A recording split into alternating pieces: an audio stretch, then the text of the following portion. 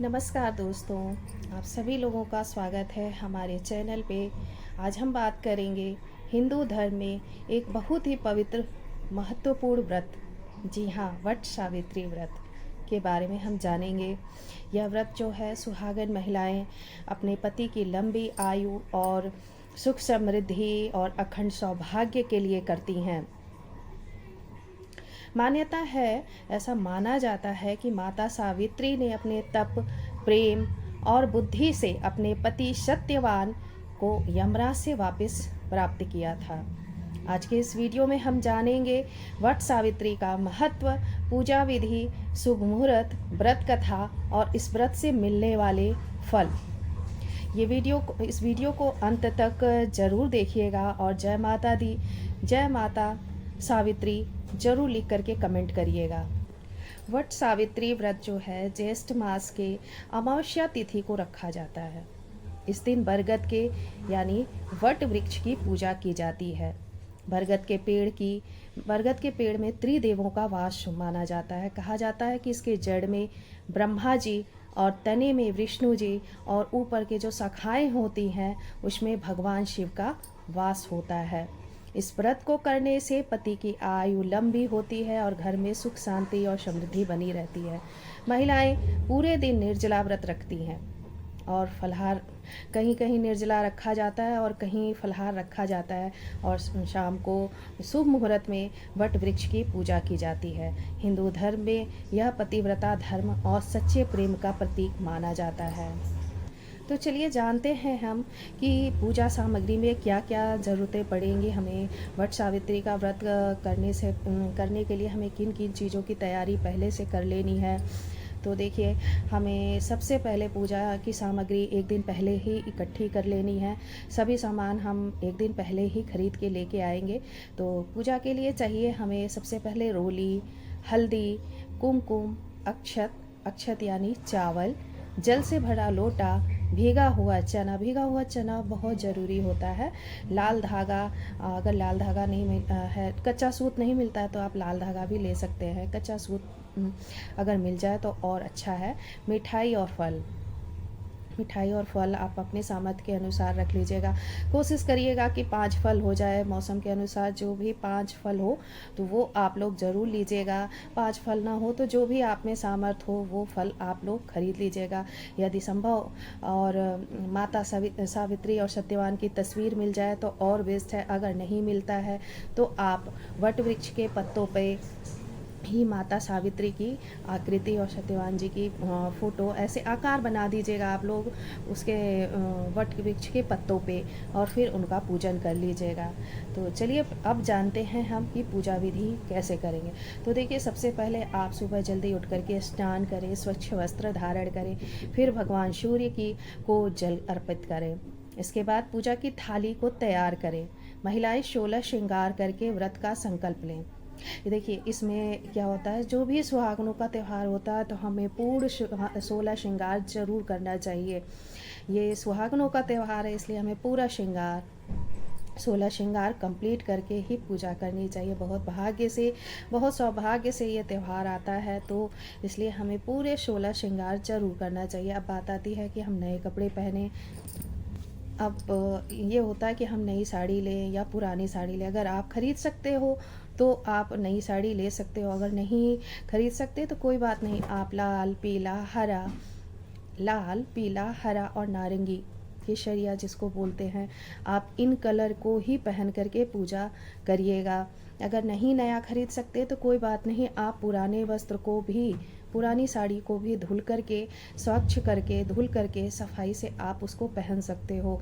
शादी की चुन्नी जो होती है, जो इसको पहन करके, शादी की चुन्नी पहन के हमारी जो शादी होती है, फेरे होते हैं, तो अगर आपके पास है तो आप ज़रूर उसको ओढ़िएगा। इन सब चीज़ों को श्रृंगार कर लिया आपने। पैरों में महावर, सिंदूर देखिए, उस दिन सिंघोरा से ही सिंदूर लगाते हैं, तो जिससे आपके जिस सिंगोरे से आपके जो शादी हुई है उस सिंगोरे से ही सिंदूर आप लोग लगाइएगा। उसके बाद आप लोग बरगद के पेड़ के पास जाइएगा। अगर बरगद का पेड़ नहीं है, दूर है, आपको नहीं मिल रहा है, तो आप अपने घर में एक दिन पहले, अमावस्या के एक दिन पहले ही बरगद के जो थोड़ी बहुत शाखाएं जो है ना, डाल जो होती है, उसको ला करके आप घर में भी आप पूजा कर सकते हैं। अगर है आपके आसपास में तो आप जा कर के विधिवत वहाँ पूजन करिए, ठीक है। और उसके बाद सबसे पहले बरगद के पेड़ में आप जल अर्पित करिए।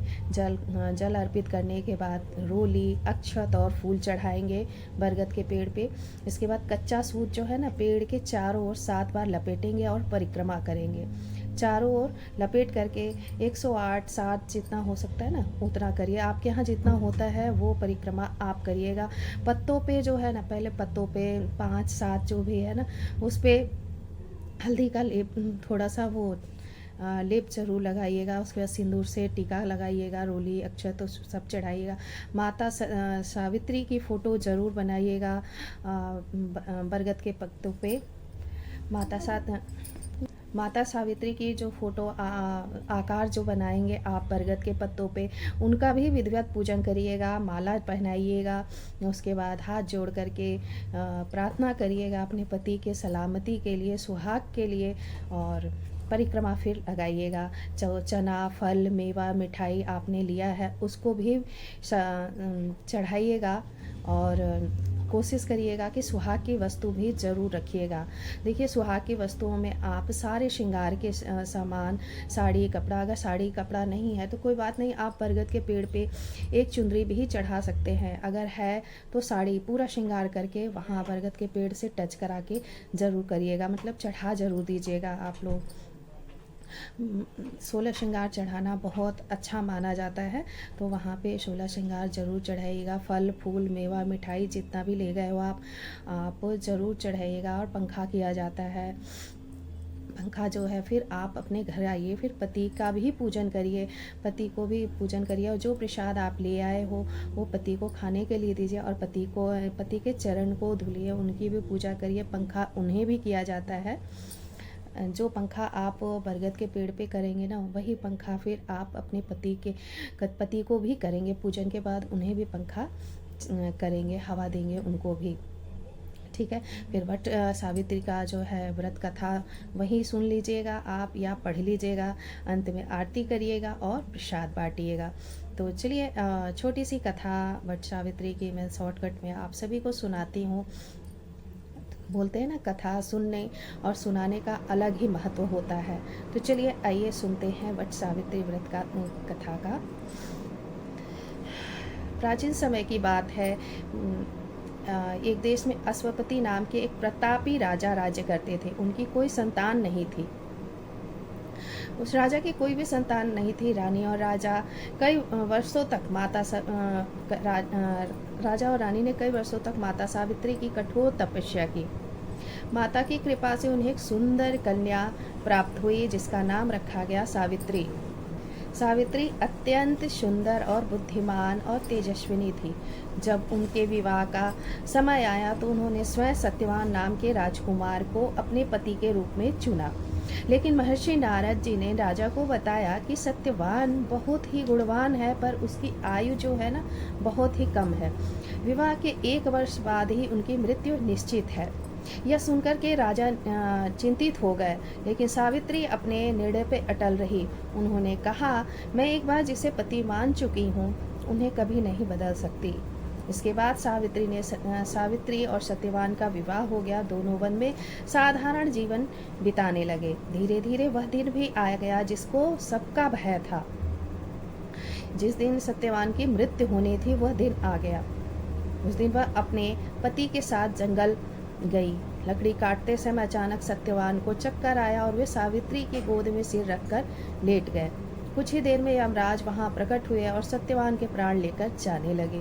सावित्री भी उनके पीछे पीछे चल पड़ी। जब यमराज जी लेकर के जा रहे थे तो उनके पीछे पीछे वो चल पड़ी। यमराज ने समझाया, अब वापस जाओ, यह संसार का नियम है। लेकिन सावित्री ने धर्म, सत्य और पतिव्रता धर्म की ऐसी बातें कही कि यमराज प्रसन्न हो गए। उन्होंने सावित्री से वरदान मांगने को कहा। सावित्री ने पहले अपने सास ससुर की आंखों की रोशनी और राज्य वापस मांगा। यमराज ने वरदान दे दिया। फिर उन्होंने अपने पिता के लिए 100 पुत्रों का वरदान मांगा। यमराज ने यह भी स्वीकार कर लिया। अंत में सावित्री ने कहा, मुझे भी सत्यवान से 100 पुत्र प्राप्त हों। यमराज तुरंत समझ गए कि बिना सत्यवान के यह वरदान पूरा नहीं हो सकता है। सावित्री की बुद्धिमानी और पतिव्रता धर्म से अत्यंत प्रसन्न हुए। उन्होंने सत्यवान को पुनः जीवन दान दे दिया। इस प्रकार सावित्री ने अपने प्रेम, तप और निष्ठा से अपने पति को मृत्यु के मुख से वापस ले आई। तभी से वट सावित्री व्रत रखने की परंपरा शुरू हुई। मान्यता है कि ऐसा माना जाता है कि जो महिलाएं श्रद्धा और नियम से वट सावित्री का व्रत करती हैं, उनके पति की लंबी आयु होती है और उनका परिवार में सुख समृद्धि भी आती है। यह व्रत प्रेम, समर्पण और विश्वास का प्रतीक माना जाता है। तो दोस्तों, यह थी वट सावित्री व्रत की संपूर्ण कथा और पूजा विधि। अगर आपको यह वीडियो पसंद आई हो तो वीडियो को लाइक करें, शेयर करें और हमारे चैनल को सब्सक्राइब करें। कमेंट में जय माता सावित्री जरूर लिखें। धन्यवाद। मिलते हैं अगले वीडियो में। जय श्री हरि।